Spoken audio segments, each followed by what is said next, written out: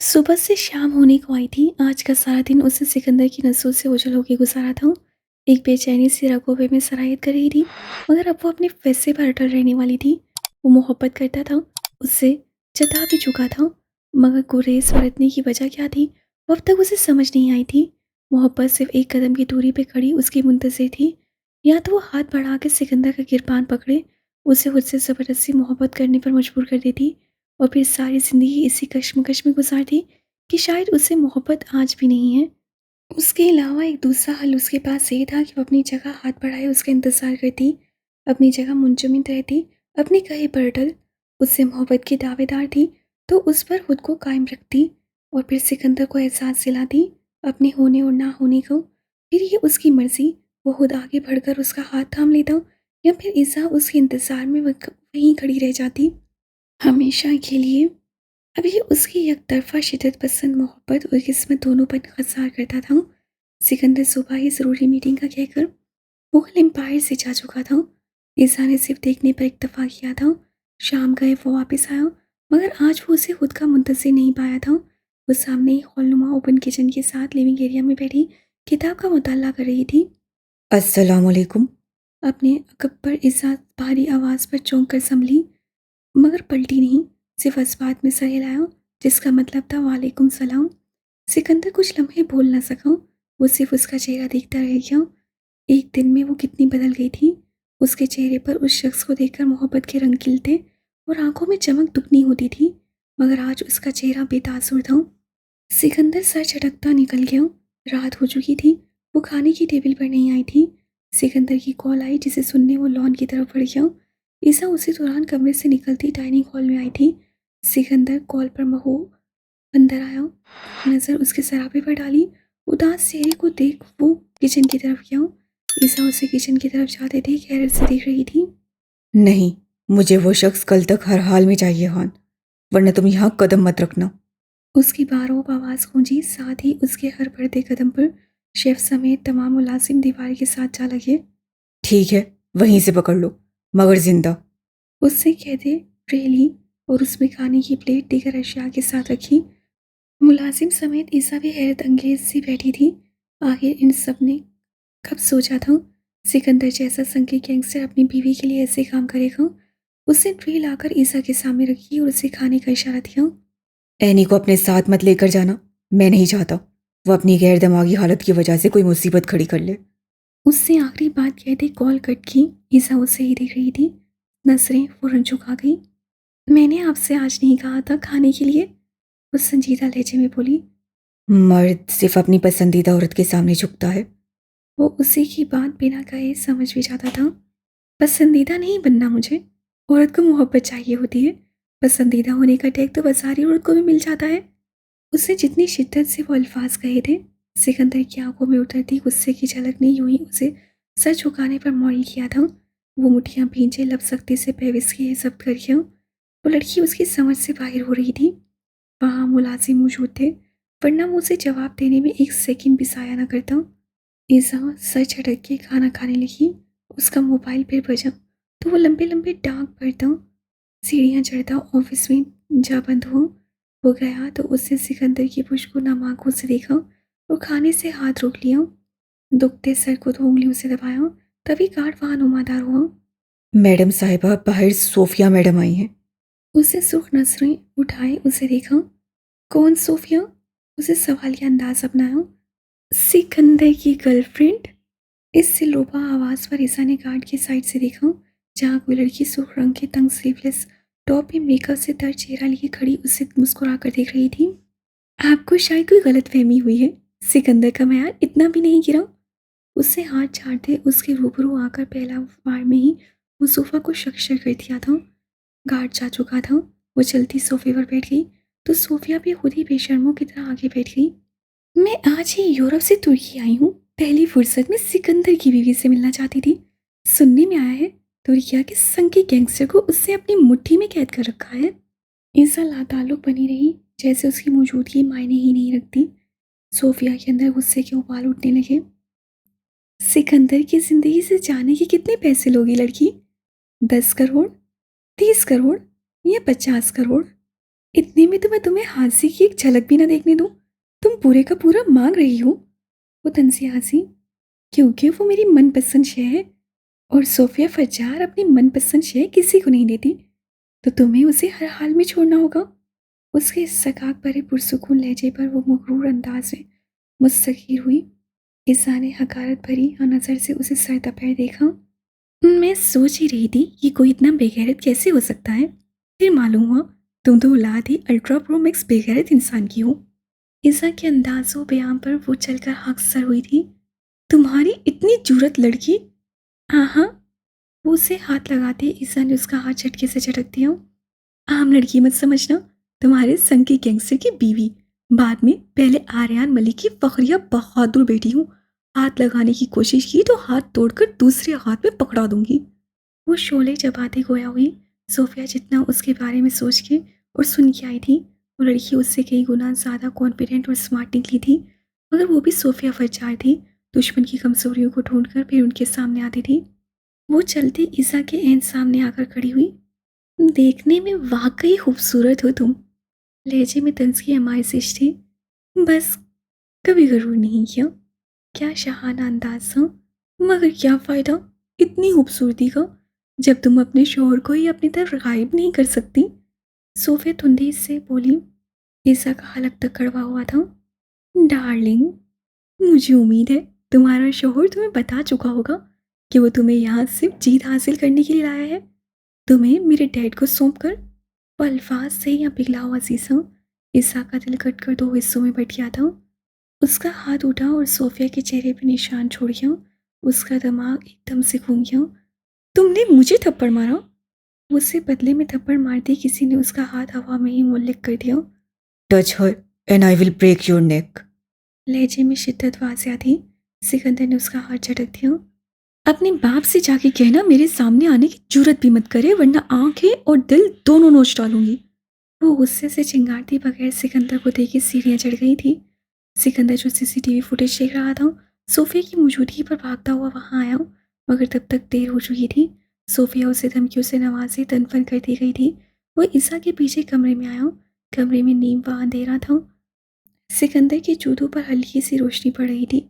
उससे दीवार पर लगे स्विच बोर्ड को टटोला। वो सामने ही बेड पर बैठी थी। क्या वो लड़की सच कह रही थी? सिकंदर के बढ़ते कदम रुक गए। उससे पहली बार ईसा की आंखों में बेयकीनी दिखी थी और उस पल दिल की धक धक जैसे रुक गई थी। मुझे नहीं मालूम तुम किस बारे में बात कर रही हो। वो बढ़ता आईने के सामने रुका और उतारने लगा। उस लड़की ने कहा आप मुझे यहाँ इसलिए लाए हैं ताकि उसके बाप से जीत हासिल कर सके। मुझे उसके बाप को सौंप कर। लहजे में नमी थी। सिकंदर खामोश रहा। कुछ लम्हे गुजरे। उसकी तंसी हंसी कमरे में उभरी। ऐसी शर्म तो नहीं आई होगी आपको, अपने निकाह में ली बीवी को किसी और नामहरम को सौंपने का वादा करते हुए। वो अल्फाज सिकंदर के दिल पर चाबुक जैसे लगे थे। आंखों में एकदम सुर्खी उतरी। कमरे की सिसकियों भरी आवाज में टूटे कांच की भयानक आवाज भी शामिल हुई। ईसा का दिल लरसा। उसे सिकंदर को देखा जिससे आईने को चिकनाचूर कर दिया था।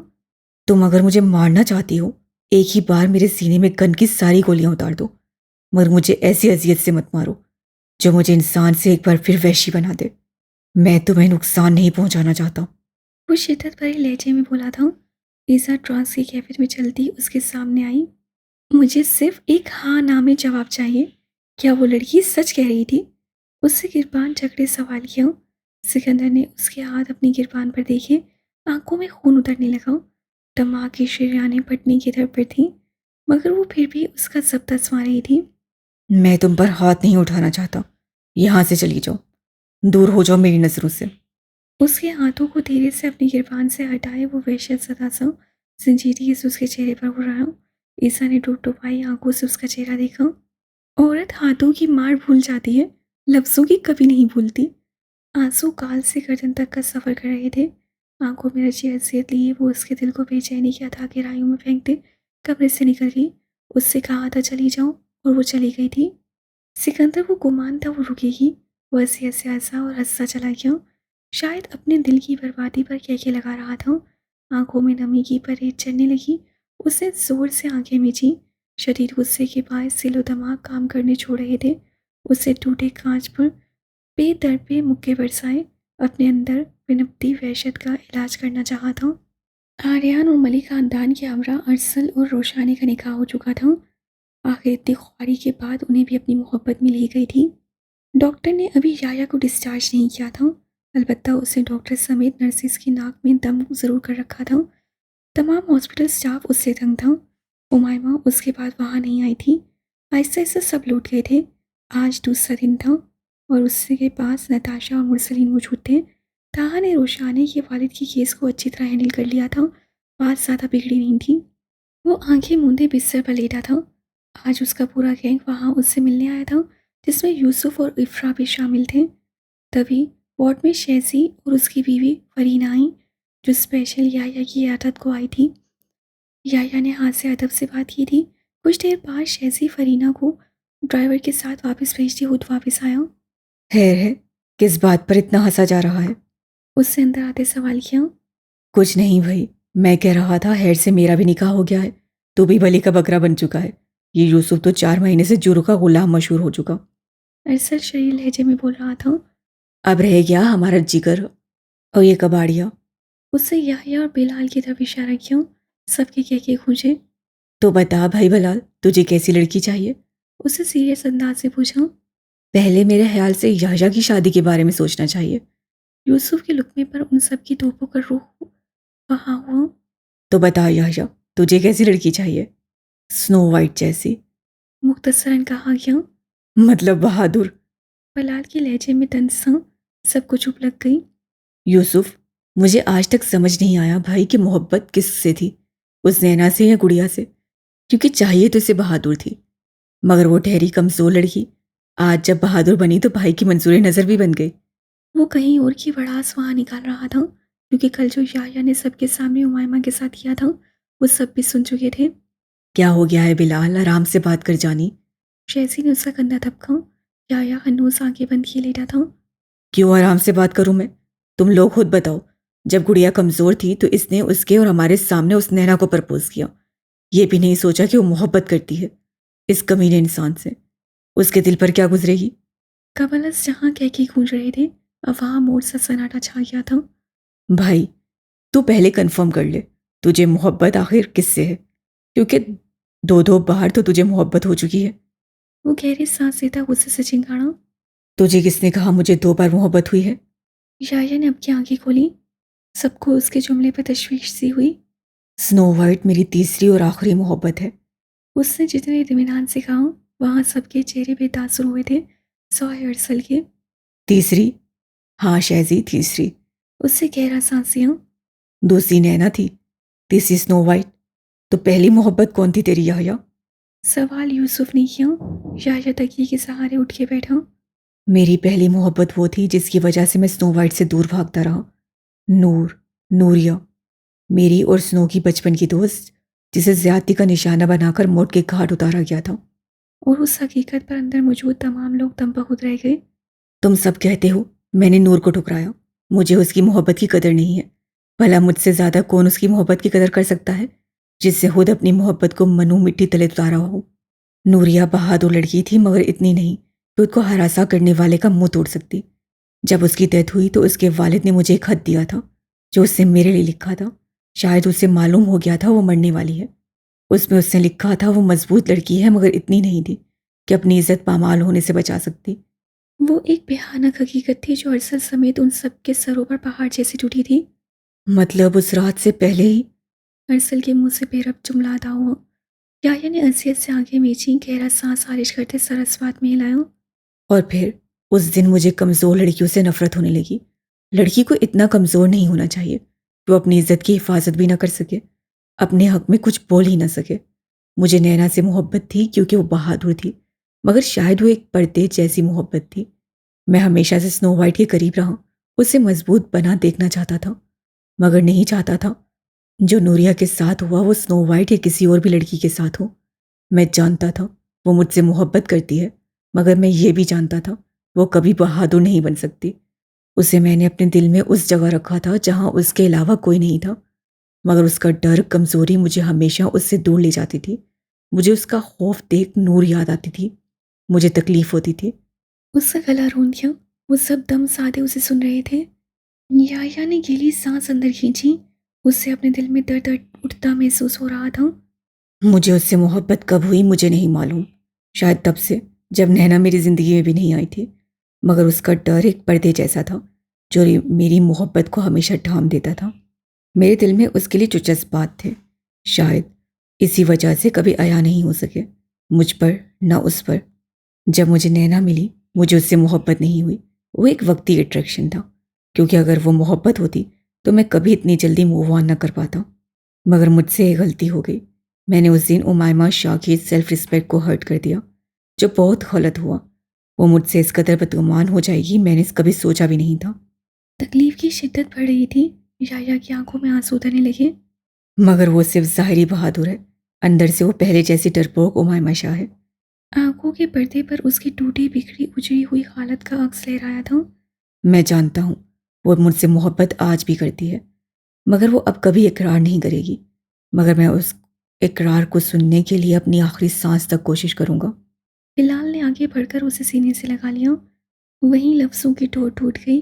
याया की रुके आंसू बह निकले। वहाँ सब आंखों में नमी मौजूद थी। अब तो उमैमा शाह को मनाना और भी ज़रूरी हो गया था, और इस काम में अब वो सब उसके साथ थे। रात का आखिरी पहर था। वो कमरे में आया जहाँ वो लड़की अपनी तमाम नाराज़गी और हुस्न संभाले बड़े इस्तेकाक से उसकी जगह पर सो रही थी। सिकंदर उसके करीब बैठा। कई पल उसके चेहरे पर छाई अजियत को मुलाहिजा करता रहा। सोते हुए भी उसके माथे पर कर्ब की लकीरें मौजूद थीं। मेरी जीत तो तुम हो लिटिल एंजल, तुम्हें किसी और को नहीं दे सकता। तुम दूर हुई तो मुझे जीत नहीं सिर्फ शिकस्त मिलेगी। अनकहा सा एहसास था। उसके चेहरे को उंगली के पोरों से छुए सिकंदर ने भारी होते लहजे में सरगोशी की। कई लम्हे उसे देखते गुजर गए और वो उठाया। उसके जाते ही ईसा ने पट से आंखें खोली। रुके आंसू बह निकले। रात सारी सोचों की चाल बुनने में गुजरी। शब गुजरी, नया सवेरा आया। वो फ्रेश होते सिंपल सी सूख रंग के ट्राउज़र शर्ट में मलफूज बालों की ब्रेड बनाए कमरे से बाहर आ रही थी। बीच में आते सिकंदर ने उसका रास्ता रोका। कब तक यूं ही नाराज रहोगी? मैं नाराज नहीं हूँ। उससे मंजर से हटना चाहा। सिकंदर ने नरमी से आगे बढ़ते उसे अपने करीब किया। हाथों को गिरफ्त में लेते चेहरा रूबरू कर लिया। वो लड़की झूठ बोल रही थी। ऐसा कुछ नहीं था, मुझ पर यकीन नहीं है क्या? ईसा के यकीन का महवर हमेशा से आप ही रहे हैं। लहजे में चट्टान जैसी सख्ती थी। तो फिर तुम्हारी इन आंखों में मेरे लिए वो मान नजर क्यों नहीं आता? अब मुझे, तुमने 2 दिन से मुझ पर तवज्जो नहीं दी। मुझे ऐसा लग रहा है अनकरीब मैं पागल हो जाऊंगा। ईसा ने उसके चेहरे पर ही नहीं, लहजे में भी वाज़ह झुंझलाहट महसूस की थी। सिकंदर उसे महवियत से देख रहा था। वो सर झटक कर आगे बढ़ गई। वो फिर इग्नोर कर गई थी। सिकंदर के दिल में सुइयां चुभने जैसा था। वो मंजर, वो सबसे उसकी पीठ देखता रहा। ईसा लॉन में जा चुकी थी। वो लॉन्च में खड़ा फाइल का मुआयना कर रहा था और फजार गुस्से में दंदनाता अंदर दाखिल हुआ। तुम्हारी बीवी की हिम्मत भी कैसे हुई मेरी बेटी पर हाथ उठाने की सिकंदर? वो दहाड़ा। हर्ब दादा के लिए ठंडा पानी लाओ, लगता है बहुत गर्मी हो रही है उन्हें। उसकी बात यकसर नजरअंदाज किए वो सोफे पर जा बैठा। और दादा ने सबके कड़वे खून भरे। तुमने अपनी बीवी को बहुत छूट दे रखी है, या फिर उसे गैंगस्टर की बीवी होने को कुछ ज्यादा ही गरूर आ गया है। मगर एक बात याद रखना सिकंदर, जिस दिन मेरा जब टूटा मैं भूल जाऊंगा वो तुम्हारी बीवी है। आपके भूलने से कोई फर्क नहीं पड़ता। मेरे लिए वो मेरी इकलौती बीवी है। मुझे कभी नहीं भूलेगा, और मुझे मेरी शरीके हयात की हिफाजत करना बाखूबी आता है। लहजे में वार्निंग थी। ईसा जो आवाज़ें सुन के वहाँ आई थी। हर्ब की उड़ी रंगत और उतरी शक्ल देख चेहरे पर अजीब सी मुस्कुराहट हो रही थी। हर्ब ने सुलह जुई से काम लिया, क्योंकि अभी जिस मुतालिक वो बात करने आया था वो इस बहस से कहीं ज़्यादा ज़रूरी था। तुम पहले अकल से पैदल इंसान होगे जो महज एक लड़की के लिए अपना तख्त व ताज गंवाने को तैयार बैठा है। खैर, मुझे अभी कुछ ज़रूरी बात करनी है। वो मुद्दे पर आया। तुम जानते होगे, उस लड़की के बाप की वजह से मेरा खास आदमी अब इस दुनिया में नहीं रहा। मैं चाहता हूँ तुम उसका बदला लो। वो जैसे जैसे बोल रहा था सिकंदर के सख्त तासुरात में मज़ीद सख्ती आती जा रही थी। मैं उस लड़की के लिए मर भी सकता हूँ। ये तख्त व ताज मेरे लिए मामूली है, और मैं आपके किसी भी तरह के हुक्म की बजावरी नहीं कर सकता। अब मजीद। उसे मज़ीद पर जोर दिया। हर्ब सोफे से उठ खड़ा हुआ। तुम पागल हो गए हो सिकंदर। निकल आओ इस मोहब्बत के जाल से। वो लड़की तुम्हें पागल बना देगी। सब छीन लेगी तुमसे। वो गुस्से से चीखे जा रहा था। अगर मुझे पागल करने वाली मेरी बीवी है तो सिकंदर हर बार पागल बनने को तैयार है। उसका इत्मीनान हनूज कायम था। तो तुम भी दुश्मनों के सफ में जा खड़े हुए सिकंदर, मगर याद रखना, मैं अपने बंदे का खून माफ नहीं करूंगा। आर्यान मलिक को अपनी जान देनी होगी। उसकी कर्जदार आवाज़ वहां गूंजी, जिसके फौरन बाद ही फिजा में गोली की तेज आवाज़ बुलंद हुई। सिकंदर शौक सा पलटा। हर्ब तो जैसे अपनी जगह मुंजमद हो चुका था। गोली उसके कान के साथ से होती पिलर में जाके उठ गई थी। उसके माथे पे नन्हे नन्हे पसीने के कतरे नुमादार हुए। ईसा जल्दी उसके सामने आई, गन उसके हाथ में ही थी। अगर मेरे माँ बाप ने घर आए मेहमानों का लिहाज करना न सिखाया होता तो होता ये गोली उस दीवार पर नहीं, आपके सीने में पेविस हुई होती। आपके इस संगी गैंगस्टर की बीवी का ओहदा मुझे बाद में मिला है। मेरी रगों में खून आज भी मेरे बाप का ही है। सीने से दिल खींच लूंगी अगर मेरे डैड को नुकसान पहुंचाने का सोचा भी तो। हर्ब ने गुस्से से मुठ्ठियां भींचे अपने सामने खड़ी उस चटांग भर की लड़की को घूरा। सिकंदर की तरफ नजर उठी, जो इत्मीनान से सीने पे बाजू लपेटे अपनी बीवी को मान भरी नजरों से देख रहा था। तुम्हारी बीवी मेरी बेइज्जती कर रही है सिकंदर। उससे जैसे उसे बताना चाहूं। वो सही कर रही है, क्योंकि आर्यान मलिक की बेटी कभी कुछ गलत नहीं कर सकती। वो एक आग का शोला था जो हर्ब के दिल में भड़का था। तुम इश्क में नकम्मे हुए होगे, सारा जहां नहीं हुआ सिकंदर। बदला तो मैं जरूर लूंगा। उन दोनों को तेजाब जैसी तेज नजर से देखते वो पलटा ही था कि सिकंदर बोल उठा। तुम्हारे सारे जहां के बहादुरों के लिए एक अकेला डार्क ओल काफी रहेगा। तमस्सुर उड़ाती आवाज से वो बेयकीनी से पलटा और शशर रह गया, जबकि सिकंदर का जानदार शैतानी कहका गूंजा और फजार की आंखों में खून उतरा था। डार्क ओल से मिलना चाहोगे हर फज्जार? लहजे में तंज था। ये देखो, तुम्हारे सामने खड़ा है वो शख्स जिसे डार्क ओल बनकर तुम्हारे उन तमाम आदमियों को मारा डाला जिनको तुमने पाकिस्तान मेरी बीवी के लिए भेजा था। मगर तब तो ये तुम्हारी बीवी नहीं थी। वो साकित सा बोला, गोया उसे यकीन नहीं आ रहा था उसका सिकंदर उसे धोखा देगा। बीवी नहीं, वो मेरी दीवानगी थी। ये तो तुम जानते थे, फिर भी कमीनगी की हद पार की तुमने। सिकंदर की कान की लौ में सुर्ख हुई, आंखें खून छलकाने लगी। वो बेयकीन सा खड़ा रह गया। वो पलट गया मगर खामोश। सिकंदर जानता था वो खामोशी तूफान का सिग्नल है, मगर वो सर झटके ईसा को देखा जो हफ्की से उसे ही देख रही थी। आम इंसान से गैंगस्टर के रास्ते पे चलने की वजह मैं थी, सफाक डार्क ऑल बनने की वजह भी मैं थी, और आप कितना मुझे गुनाहगार करेंगे। उसकी आंखों से आंसू फिसला। सिकंदर के चेहरे पे अजीब सी मुस्कुराहट उभरी।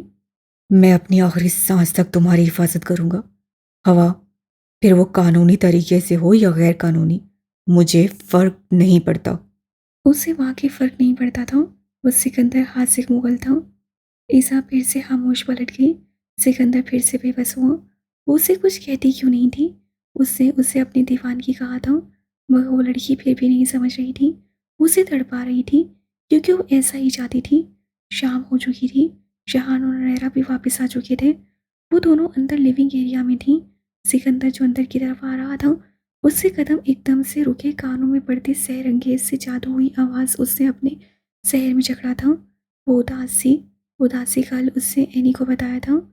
वो गिटार लिए लिविंग एरिया में बैठी गुनगुना रही थी।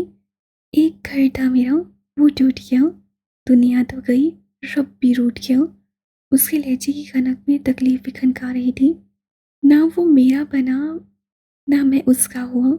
एक सपना देखा, वो भी टूट गया। दिल को जैसे किसी ने मुट्ठी में लिया था। सिकंदर ने उन जुमलों पर गौर किया। वो सिर्फ उसका ही था, फिर उसे तकलीफ किस बात की थी। वो तनफन करता अंदर गया। अनहरा उसे गुस्से में देख रफू चक्कर हो गई। ईसा गिटार रखे सीधी हो बैठी। वो उसके सर पर पहुंचा, बाजू से पकड़े अपने रूबरू किया। ईसा उसके सीने पर हाथ धरे सहमीन आंखों से देखती पल को सांस रोक गई। वो भला कब उस शहजादी का गुस्सा सहती थी। उसे तो आदत थी उसकी मोहब्बत की, भले वो खामोश मोहब्बत ही क्यों ना होती। मैं पिछले 19 सालों से सिर्फ तुम्हारा ही हूं। क्या तुम्हें मेरी आंखों में अपने लिए मोहब्बत नजर नहीं आती? मेरे लहजे से अपने लिए अपनायत महसूस नहीं होती क्या? वो सवाल पूछ रहा था। हाँ, वो सवाल ही तो पूछ रहा था। वो सवाल क्यों पूछा जा रहा था। ईसा ने टुकटुकाई आंखों से उसे देखा। क्या वो उसकी उदासी की वजह जानने के लिए वो सवाल पूछ रहा था? नहीं, वो पूछ नहीं रहा था। वो उसे बता रहा था। उसके अल्फाज सवालिया ज़रूर थे मगर ठोस लहजा नहीं। मगर वो आज भी उसे सिर्फ बता ही रहा था।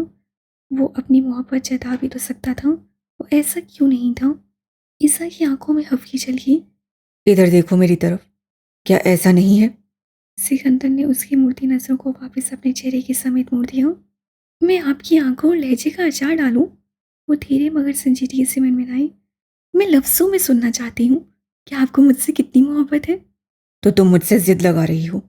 लहजा बता रहा था वो ऐसा नहीं करने वाला। मगर क्यों वो फिर उलझी? हाँ। आवाज़ लरसी। सिकंदर ने तीखी नजरों से उसकी सहरंगेज नजरों में झांका। मुझसे जिद कभी मत लगाना ईसा, क्योंकि मुझे अपनी जिद के रद्द होने से नफरत है। मैं अपनी जिद कभी नहीं छोड़ता। लहजे में चट्टानों जैसी सख्ती थी। तुम मोहब्बत वाली जिद हो मेरी, वहीं तक रहना। मेरे लिए पत्थर पर लकीर वाली जिद मत बनना, क्योंकि तब मैं तुम्हें बचा नहीं पाऊंगा। आप मुझे छोड़ देंगे? हाँ, मरने के बाद। वो वाकई में सफाक था। ईसा की आंखें झिलमिलाईं। मुझे किसी ज़रूरी काम से जाना है, कल तक वापस आ जाऊंगा। अपना ख्याल रखना। गाल को हल्के से छुए वो उसे यूं ही साकित छोड़े जा चुका था। रात गुजर रही थी। अनहरा ने उसे मोबाइल ला कर दिया था जो सिकंदर ने उसके लिए भिजवाया था। कुछ देर पहले उसकी कॉल आई थी जिसे ईसा ने अटेंड करने की सहमत नहीं की थी। तभी कमरे के दरवाजे पे दस्तक हुई। ईसा ने दुपट्टा संभाले दरवाज़ा खोला। सामने चेहरे पे झुंझलाहट लिए खान खड़ा था। उसने बेचारगी से देखा। ईसा समझ गई वो क्यों आया है। गहरा सांस भरकर उसने अस्बात में सर हिलाया और अंदर आ गई। बेड पर पड़ा मोबाइल उठा के कॉल बैक की जो पहली रिंग पर उठा ली गई। मुझे तड़पाना बंद करो, वरना बहुत बुरा पेश आऊंगा। उसकी सख्त आवाज़ गूंजी। ईसा का दिल धक से रह गया। 10 मिनट खामोशी की नजर हुए। मुझे खामोशी की जुबान समझ नहीं आती ईसा। वो तनसा मुझसे आंखें घुमाई। आपको तो प्यार की जुबान भी समझ में नहीं आती आसिक। किस कदर इस्तकाक से वो उसका नाम पुकारती थी। वो जब जब उसका नाम लेती और उस लम्हे सिकंदर का दिल पेट मिस करता था। वो नहीं जानता था ऐसा क्यों होता है मगर वो सेकंड खुशगवार ज़रूर होता था। मुझे बता दे आखिर क्या वजह है? मोहब्बत के होते हुए भी क्यों आप मुझे खुद से दूर रख रहे हैं? वो मुल्तजाई हुई। तुम्हारे आंसर की अमानत हो, इसलिए निकाह कर लिया। इससे ज़्यादा उनकी अमानत में खयानत नहीं कर सकता। उसका लहजा ठंडा था। ईसा ने गहरा सांस खींचा। खयानत स्टेप बाय स्टेप नहीं होती। अगर एक ज़रा सी भी आपका कोई अमल किसी की रुखवाई अमानत में खयानत करे तो उसे पूरी तरह से खयानत अखज़ किया जाता है। और आप निकाह करके खयानत कर चुके हैं। उसे जितलाने वाले अंदाज में कहा। और अगर आपका यही फैसला है तो ठीक है। मुझे कल ही डैड के पास वापस जाना है। वो ठोस लहजे में बोली। मैं वापस आकर तुम्हारी अकल टिकाने लगाऊंगा। लिटिल एंजल, तुम बहुत ज़्यादा बोलने लगी हो। वो मसरूर सा कहता कॉल बंद कर गया। ईसा बेबस सी हुई। वो उसे सीरियसली नहीं लेता था।